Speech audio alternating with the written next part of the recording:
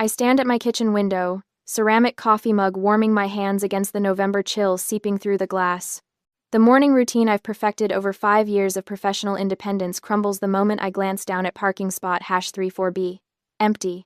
The space where my forest green 2022 Subaru Outback should be sitting stares back at me, oil-stained concrete mocking in its bareness. I blink, set down my mug, lean closer to the window as if proximity might materialize the vehicle I made the final payment on just last week. My first thought is logical. I parked somewhere else. But no. I remember clearly pulling in at 6 p.m. yesterday after the site visit, grabbing my portfolio from the passenger seat, the satisfying chirp of the alarm setting. The building doesn't allow overnight street parking. Towing requires notice. My phone feels heavy as I dial building management. This is Florence Wilson in 4B. My car's missing from my assigned spot. Let me check the overnight log. Keys click. No towing authorized for your space, Miss Wilson. You might want to file a police report. The words land like stones in my stomach. I thank the manager, end the call, and immediately dial my mother. Surely Meryl will share my alarm, offer comfort, suggest calling the police together. Morning, honey. Her voice bubbles with unusual cheer. I was just about to call you. Mom, my car's been stolen. It's gone from my parking spot. Oh, honey, relax. We gave it to Griffin. He needs it more than you do. My hand tightens on the phone until my knuckles go white. What? He just got his license back after that silly suspension. Warren drove over this morning with the spare key you gave us. Griffin has that interview at Kellerman's across town. You know how unreliable the buses are. We figured you're so capable. You'd work something out. You always do. The casual dismissal in her tone triggers something deep in my chest. A memory surfaces unbidden 17 years old. Acceptance letter to the prestigious Whitmore Architecture summer program in hand. $2,000. My parents sitting across the kitchen table, Warren shaking his head. We just don't have it, sweetheart. You understand. I understood. Swallowed my disappointment like medicine, told myself they were doing their best. 7 days later, Griffin's gaming console mysteriously broke. Warren drove 2 hours to the specialty store, returned with a custom gaming PC. The receipt I accidentally saw while taking out trash. $2,500. He was just so sad, Meryl explained when I stared at the new setup. You're the responsible one. You get it. I got it. I always got it. The responsible one. The one who understood. The one who never needed what Griffin needed, because I was more capable. My phone buzzes with incoming texts as I stand frozen in my kitchen 13 years later. From Meryl. Don't be selfish. From Warren. It's just a car. Family helps family. From my Aunt Catherine. Your mother says you're upset? You wouldn't ruin Griffin's chance, would you? My hands tremble as I screenshot each message. Methodically. Carefully. Then I walk to my laptop, upload everything to my cloud storage. The trembling stops. My mind crystallizes around a single thought. Not this time, I whisper to my empty apartment. I think about Meryl's practiced manipulation, how she called me capable while stealing from me. Warren's part in this, the man who drove across town at dawn to take my property. Estelle will call soon, I know, voice dripping with disappointment about family values. And Griffin? Griffin, who lost his license driving drunk, who hasn't held a job in 3 years, who assumes the world owes him whatever he needs? They planned this. Kept my spare key, waiting. Assumed I'd cave like always because that's what Florence does. I always sacrifice. I understand. I make it work. I pick up my phone again. My fingers don't shake as I dial. 911. What's your emergency? I need to report a vehicle theft, I say, my voice steady as steel. I have the names of the perpetrators and written confession. They're my parents. Officer Miller arrives at my apartment at 9:15 a.m., exactly 90 minutes after my 911 call. He's younger than I expected, maybe early 30s, with the kind of neutral expression that probably serves him well dealing with family drama masquerading as criminal complaints. I have everything ready on my kitchen table. File folders, laptop open, phone charged and unlocked. Miss Wilson? He pulls out a notepad. You reported a vehicle theft? My 2022 Subaru Outback. Forest Green, parking spot 34B. I slide the physical title across the table. As you can see, I'm the sole owner. His eyebrows rise slightly as he examines the document. Most people probably don't have their car title this accessible. But I've been organizing important documents in labeled file folders since college, a habit that's about to pay dividends. And you believe your parents took the vehicle? I don't believe it. I know it. I turn my tablet toward him, insurance documents filling the screen. I'm listed as the only driver. 5 years of payments from my personal checking account. I pull up my banking app, scrolling through the documented history. Final payment made November 8th, last week. Miller writes steadily. And they had access to the keys? I gave my family a spare key for emergencies. The word tastes bitter now. Legitimate emergencies, medical situations, not grand theft auto to enable my brother's latest failure. I show him the screenshot compilation. Meryl's texts glow accusingly on my screen. We gave it to Griffin. He needs it more than you do. Your parents admitted to taking it? Miller's professional mask slips just enough to show genuine surprise. In writing, multiple times. I swipe through the evidence. My mother orchestrated it. My father, Warren, physically took the vehicle using that spare key. They positioned my brother Griffin as some kind of helpless victim who needed rescue. He just got his license back after a 2-year DUI suspension. Miller's pen moves faster. And your brother knew the vehicle wasn't his? Griffin knows I paid for that car the same way he knows the sun rises east. He just doesn't care. I pull up more texts. Within minutes of my conversation with my mother, extended family started messaging me. Aunt Catherine, Uncle Robert, all recruited to pressure me into accepting this. The officer studies my face. Why didn't you just ask for the car back? The question hits exactly where it's meant to, because asking implies negotiation. This isn't a disagreement about borrowed property. This is theft of a $30,000 asset by people who assumed I'd be too afraid of family drama to enforce my rights. My phone buzzes. I glance at the screen. My boss, David, returning my earlier call. Excuse me one moment. I step into my bedroom, door half open, so Miller knows I'm not fleeing. David, I'm so sorry, I'm going to be hours late. What happened? You never call out. The humiliation burns. My car was stolen. By my parents. For my brother. I'm currently giving a police statement. Silence stretches 3 heartbeats too long. Jesus, Florence. Take the time you need. Is there anything we can do? I have that client presentation at 2, Riverside Development. My voice cracks slightly. The promotion committee meets Thursday. This is exactly the wrong time for... The presentation can be rescheduled. Your family just committed a crime against you. We'll handle it. I end the call before the pressure behind my eyes can become actual tears. When I return to the kitchen, Miller has moved to the texts documenting the conspiracy. Your mother uses the word gave repeatedly, he observes. She's careful with language. Gave sounds generous. Stole sounds criminal. I sit back down, hands steady now. But the law doesn't care about her word choice. The car title cares. The payment history cares. The fact that neither she nor my father nor my brother called to ask permission cares. Chloe Jenkins texts. On my way. ETA 20 minutes. Don't you dare take the bus. Relief floods through me. Chloe's a junior architect at the firm, 7 years younger than me but somehow more emotionally competent than my entire family combined. The powerlessness of needing a ride to work like I'm 16 again makes my jaw clench. Miller closes his notepad. Miss Wilson, I'll be honest. Family theft cases are complicated.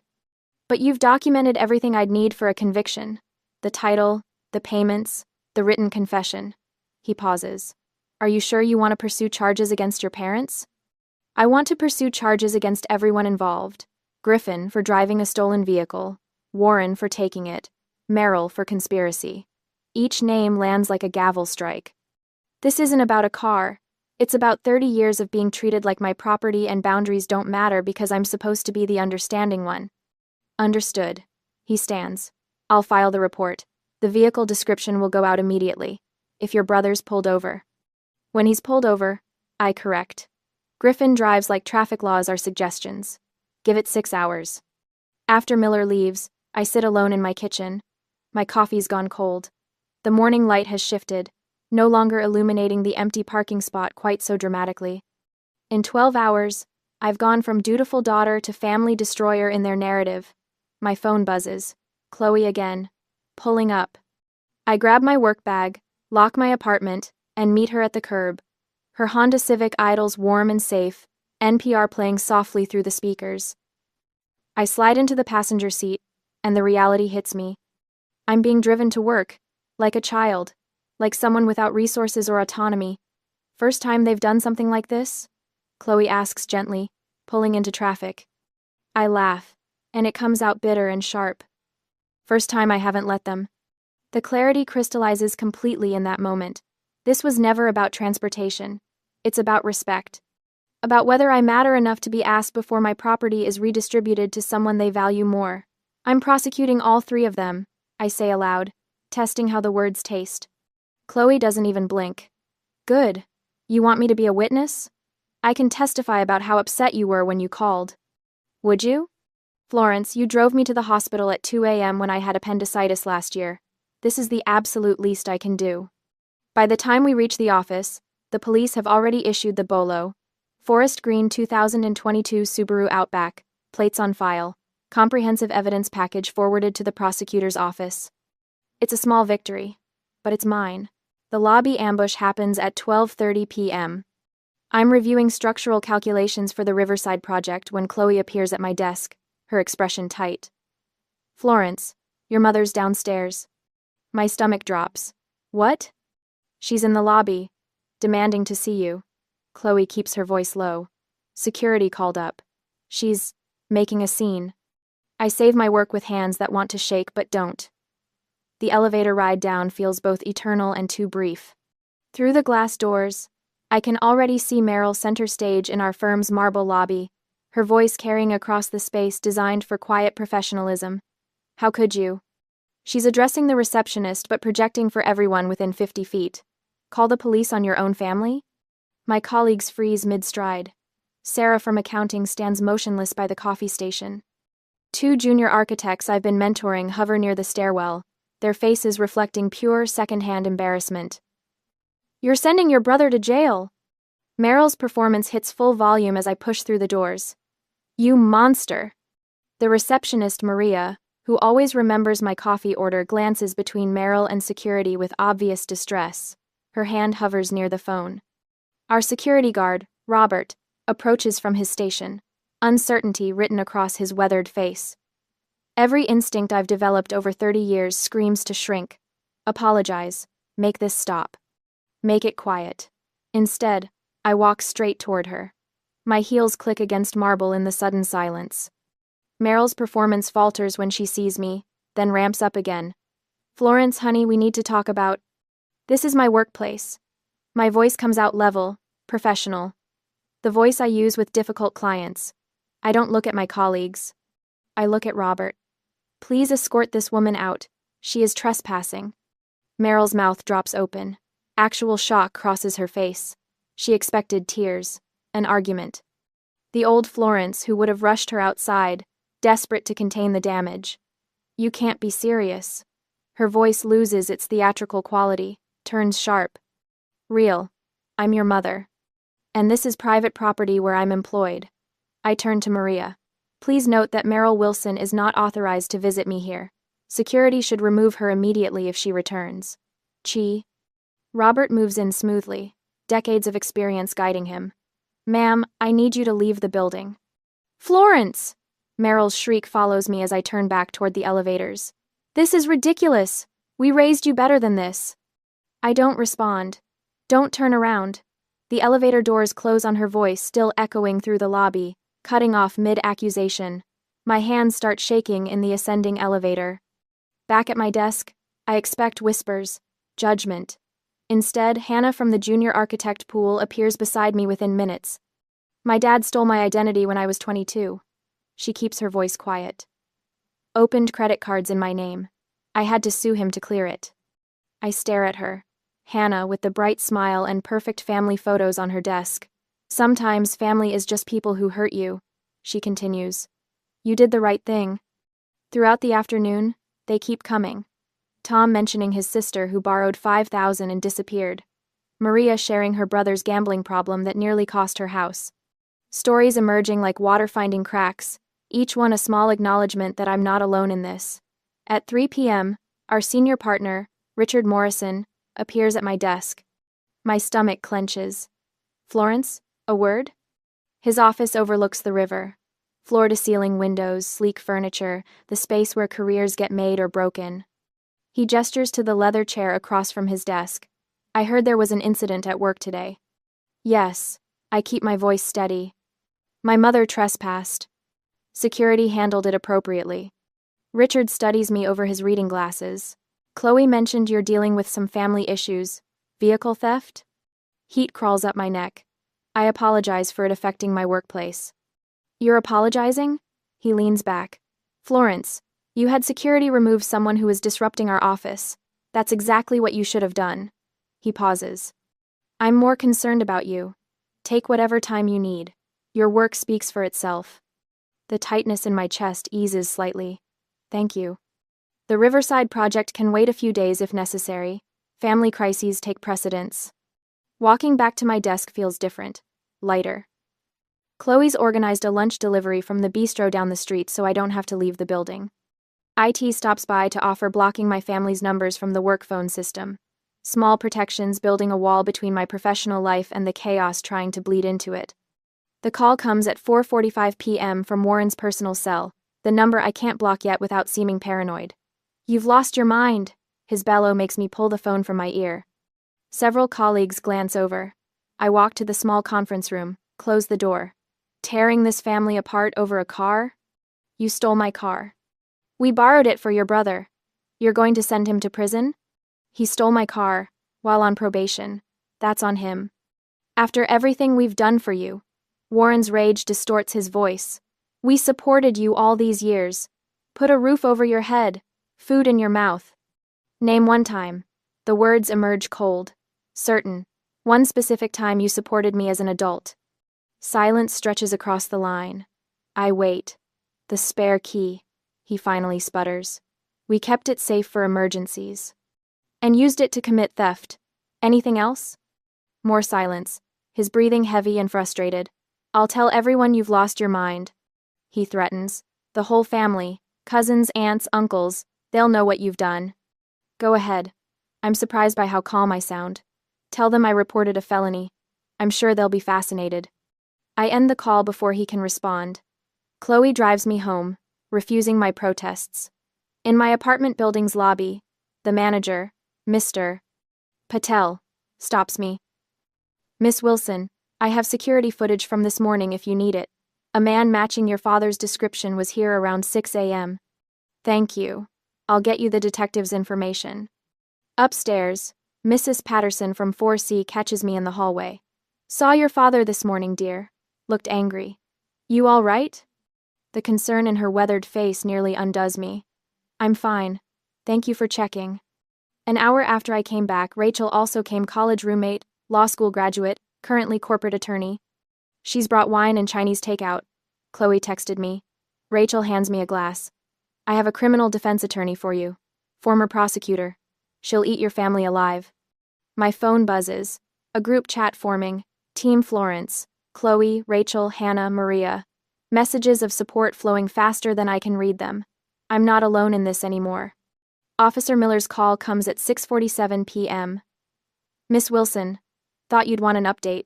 Your brother was pulled over doing 80 in a 55 zone about an hour ago.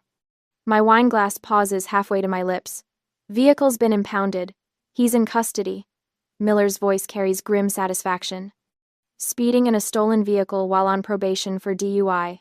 His blood alcohol was .02, zero tolerance violation. Everything inside me goes still and focused. Your parents are listed as co-conspirators based on your evidence package. The DA's office is very interested in this case. After the call ends, I sit alone reviewing bank statements, calculating the impound fees I paid, $1,150, the towing, my Uber to work this morning, the missed client meeting that Richard graciously rescheduled. I pull out a fresh notebook, start documenting. Every cost, every consequence, every message, still flooding my phone from family numbers I haven't blocked yet. Estelle's name appears on my screen. My finger hovers over the decline button. The old Florence would answer. Brace for the guilt. The disappointment in her grandmother's voice. I let it ring. Screenshot the missed call. Save it with the others. Evidence. All of it evidence. My phone goes silent. I pour another glass of wine and return to my calculations. They wanted war. They're getting documentation. The next morning, the call comes at 8 a.m. sharp. I'm already awake, coffee growing cold in my hand as I review my documentation one more time. The courthouse number flashes on my screen. Miss Wilson? This is Assistant District Attorney Peterson. His voice carries skepticism like a scent. I sit straighter at my kitchen table, setting down the mug with deliberate care. Thank you for calling. I have to admit, Peterson says, in 15 years prosecuting, I've never had someone request criminal charges against their own parents. The pause stretches. He wants me to backtrack, to laugh nervously and say it's all been a misunderstanding. I stay silent. You understand what you're asking? Full prosecution for vehicle theft. Against your mother and father. They stole a $30,000 asset from my designated parking space, using a key I'd entrusted to them for emergencies. My voice doesn't waver. They enabled a probation violator to take that vehicle and drive drunk.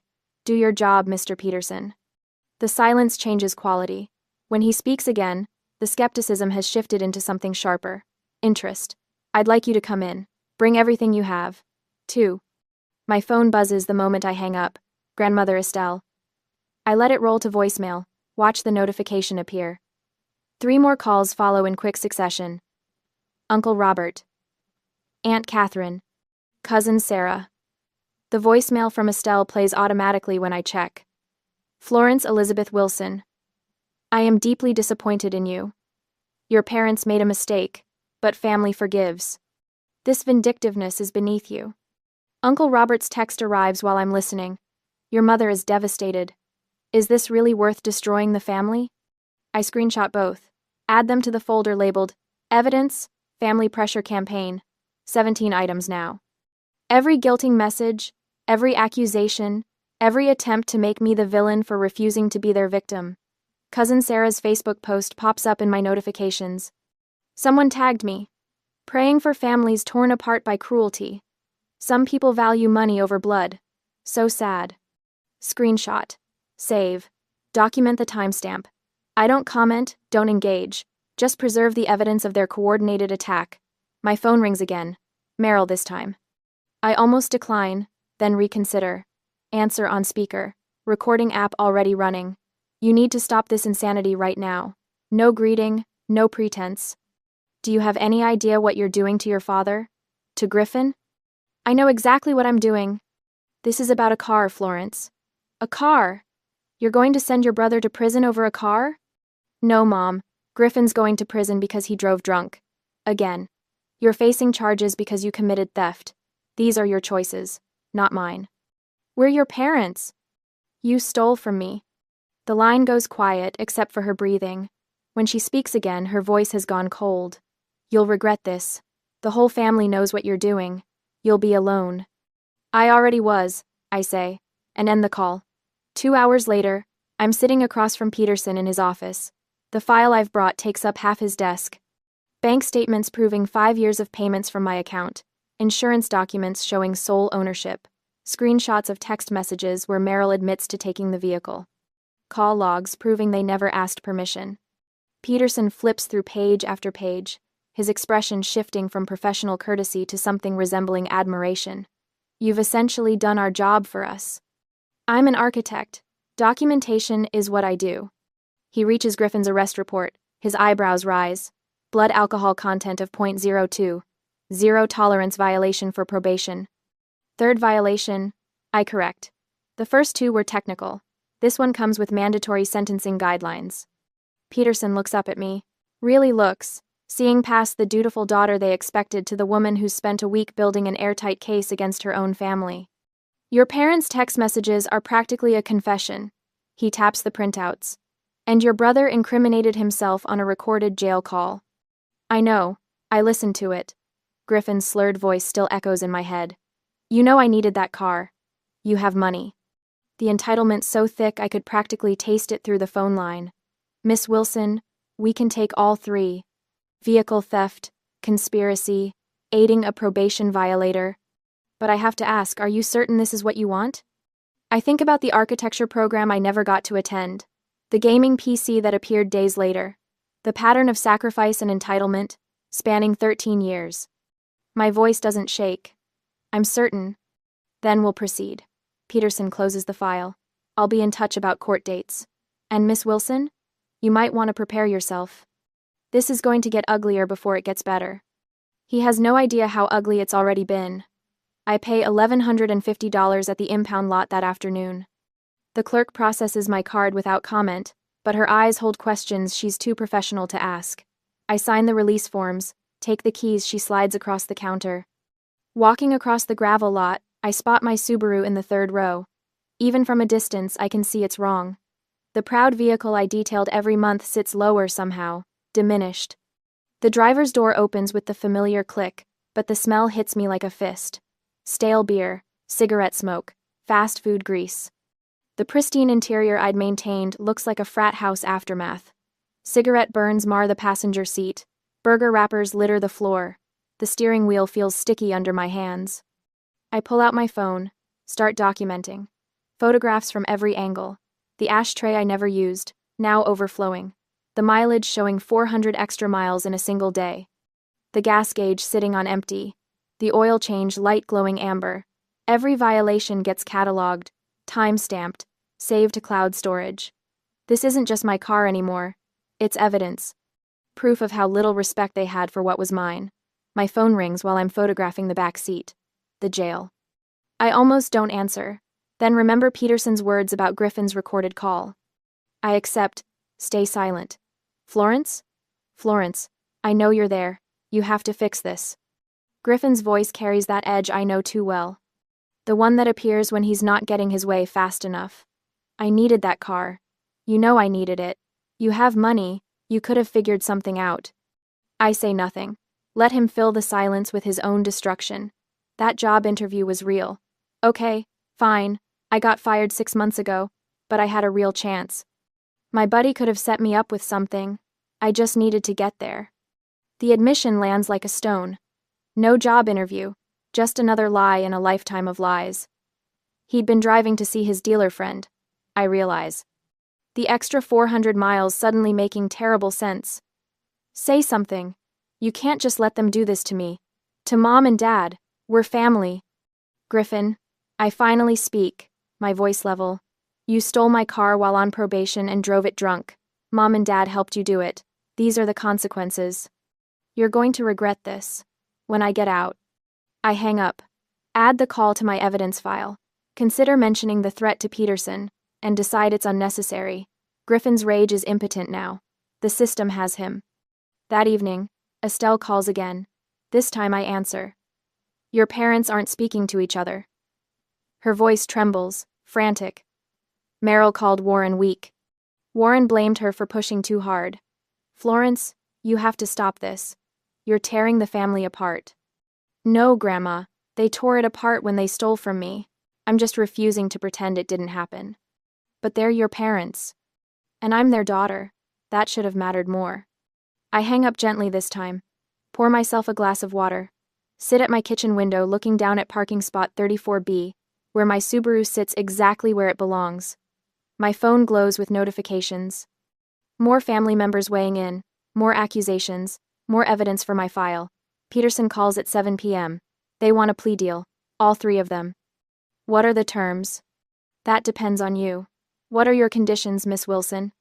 I pull out the list I've been preparing since the day this started. 3 pages of typed requirements. Restitution, public acknowledgement, probation terms, no contact orders. But most importantly, the thing they've never given me freely. Respect. I'll email them to you. I tell Peterson. Take your time reviewing. I want every word exactly right.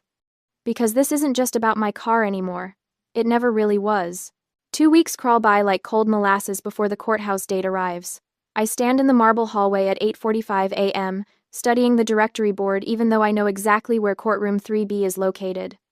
My attorney, Patricia Hernandez, stands beside me, reviewing her notes. She's been worth every penny of her retainer. Florence. Meryl's voice cuts through the morning murmur of attorneys and defendants. I don't turn. Patricia's hand touches my elbow, a silent reminder that I don't have to engage. Florence, look at me. We're still your parents. Now I turn. Meryl looks smaller somehow, her usual polish dimmed. Warren stands behind her, arms crossed, face set in that stubborn expression I know too well. Griffin slouches against the wall, 26 years old and radiating teenage sullenness. You'll regret this forever, Warren says. Not a threat, exactly. A pronouncement, like he's stating an inevitable fact. Griffin pushes off the wall. I'm your brother. How can you do this to me? His voice cracks on the last word. For a fraction of a second, something in my chest tightens. Then I remember my empty parking spot. The cigarette burns in my upholstery. 400 miles on my odometer in a single day. Patricia steps between us. My client has nothing to say to you. I suggest you save your words for the judge. She guides me toward the courtroom doors. I don't look back. Inside, the benches fill with familiar faces. Estelle sits in the front row on their side, dabbing her eyes with a tissue. Uncle Robert. Aunt Catherine. Cousin Sarah, who posted that Facebook rant about family loyalty. They're all here, a united front of blood relations who never asked for my side of the story. I sit alone on my side. Just me and Patricia. The emptiness should feel lonely. Instead, it feels clean. Judge Margaret Torres enters at 9 a.m. sharp. She's younger than I expected, maybe 50, with steel gray hair pulled back severely. Her expression suggests she's already tired of family drama cases. Case number 2024CR8847. The clerk announces. The state versus Griffin Wilson, Meryl Wilson, and Warren Wilson. Assistant District Attorney Peterson stands. Your Honor, the defendants have agreed to a global plea arrangement with specific conditions set by the victim. Judge Torres looks over her reading glasses. This is the vehicle theft case involving family members? Correct, Your Honor. The victim's brother stole her paid-off vehicle with assistance from both parents. The defendants wish to plead to lesser charges in exchange for meeting the victim's 3 conditions. I'm listening. Peterson nods at Griffin. First, the primary defendant must plead guilty to theft, not unauthorized use of a vehicle. Second, he must read a prepared statement, admitting the crime in open court. Third, the co-defendants must plead no contest and pay full restitution of $1,150 within 24 hours. All 3 accept 12 months probation and a no-contact order with a $5,000 penalty per violation. Judge Torres studies the paperwork. The courtroom holds its breath. I can feel Meryl's eyes burning into my back. These terms seem reasonable given the circumstances, the judge finally says. Mr. Griffin Wilson, please stand. Griffin rises slowly. His public defender whispers something, but Griffin shakes his head. He pulls a folded paper from his pocket with shaking hands. Read the statement, Judge Torres instructs. Griffin clears his throat. Once, twice. I, Griffin Wilson, admit that I stole my sister's 2022 Subaru Outback. His voice is barely audible. The judge leans forward. Louder, please. I, Griffin Wilson, admit that I stole my sister's 2022 Subaru Outback. Stronger now, but humiliated. I knew the car was not mine and I took it without her permission. I knew this action was theft. The word theft catches in his throat. Not borrowing, not using. Theft. The specific word that matters. The word that makes it real. Meryl's sob echoes through the courtroom. I don't turn to look. Those tears aren't for me. They're for herself, for the respectable image crumbling around her. Warren and Meryl Wilson approach the bench. My parents stand together. Warren's jaws clench so tight I can see the muscle jumping. Meryl keeps dabbing her eyes, performing grief for an audience. You are charged as co-conspirators in this theft, Judge Torres says. Her tone has cooled several degrees. How do you plead? No contest, Warren growls. No contest, Meryl whispers. Restitution of $1,150 is ordered, due within 24 hours. 12 months probation for each of you with monthly compliance checks. And let me be clear. The judge removes her glasses, meeting their eyes directly. Parents who steal from their children deserve every consequence they receive. This court sees no difference between your actions and those of common criminals. You used a position of trust to commit theft. That makes it worse, not better. Warren's face flushes deep red. Rage and shame battle for dominance in his expression. Meryl's mask slips for just a second, and I see real fury there. Not remorse, not regret. Just anger at being held accountable. Griffin sways slightly, finally understanding that his parents can't save him from this. That their protection has limits. That actions have consequences. I sit perfectly still, hands folded in my lap. Patricia squeezes my shoulder gently. Behind me, the family witnesses shift and murmur. Estelle's tissue falls silent. Uncle Robert won't meet my eyes when I glance back. Cousin Sarah is staring at her phone, probably deleting that Facebook post. They heard the evidence. They heard the judge's words. They can't unhear them. The clerk announces the next case. We're dismissed. I walk past my family without a word. Outside, I breathe November air that tastes like freedom. 3 days later, a courier delivers an envelope. Inside, a check for $1,150. Meryl's handwriting on the memo line reads simply, "For Florence." No, sorry. No acknowledgement of wrong. Just my name. Like this is a birthday gift instead of court-ordered restitution. I deposit it electronically, add the envelope to my evidence file. That evening, Rachel brings wine to my apartment. We sit on my couch, my car keys visible on their new hook by the door. "How do you feel?" she asks. "Sad," I admit. Underneath the satisfaction. Is that weird? "Just came in." "Not even a little." Rachel refills my glass. They made their choice. And I made mine. Through my kitchen window, I can see parking spot #34B. My Subaru sits there, steering wheel lock gleaming in the streetlight. It will be there tomorrow morning. And the morning after that. Nobody's coming to take it away. 8 months roll by before I realize I've stopped checking my phone every time it rings. The knot that used to form in my stomach when an unknown number appeared? Gone. I stand at my kitchen window on a Sunday morning. Same spot where this all started. Same ceramic mug warming my hands. But now, when I look down at parking spot #34B, my forest green Subaru sits exactly where I left it. The steering wheel lock gleams in the morning sun. That small red bar across the wheel costs $30. The GPS tracker hidden under the dash costs $200. The peace of mind knowing my car will be there when I need it? I can't put a price on that. My phone buzzes. Estelle's name lights up the screen. I answer on the third ring. Florence. Her voice carries that careful tone people use when testing thin ice. "Your mother misses you terribly." I take a slow sip of coffee, let the silence stretch. Estelle taught me the power of a meaningful pause, though she probably didn't mean for me to use it against her guilt campaigns. "They're still on probation, Grandma." Surely after all this time. They have my number when they're ready to apologize. I keep my voice level, kind even. For the crime itself, not just the consequences it brought them. The silence on her end speaks more than words could. She knows. They all know now. That courtroom confession stripped away any remaining pretense that this was about a simple misunderstanding between family members. "I understand," Estelle finally says, and for the first time in my life, I think she actually does. Monday morning, I walk into the architecture firm's main conference room as Senior Associate Florence Wilson. The promotion came through 6 weeks ago. My colleagues stood and applauded when the partners made the announcement. Chloe grabbed my hand under the table and squeezed. Nobody mentioned the family drama that could have derailed everything. They respected what I'd done instead. Now I lead the downtown development project I used to assist on. Younger architects seek me out during lunch, ask questions about boundary setting that have nothing to do with structural engineering. My story became something I never intended. Proof that standing up for yourself doesn't destroy your career. Sometimes it saves it.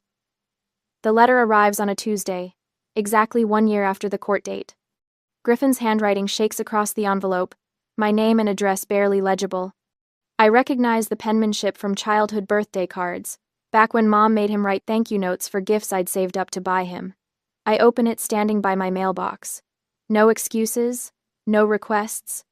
Just 3 paragraphs admitting he's in therapy twice a week, attending AA meetings, working through why he thought the world owed him my property. He takes responsibility without asking me to forgive him or respond or do anything at all with this information. I fold the letter back into its envelope, file it in my desk drawer at home. Progress noted. No response needed. Maybe never needed. That choice belongs to me now. Friday night, Rachel and Chloe arrive at my apartment with Thai food and a bottle of wine. We've made this a monthly tradition, these dinners with the family I chose rather than the one I was born into. Other friends cycle through depending on schedules. Tonight it's just the three of us.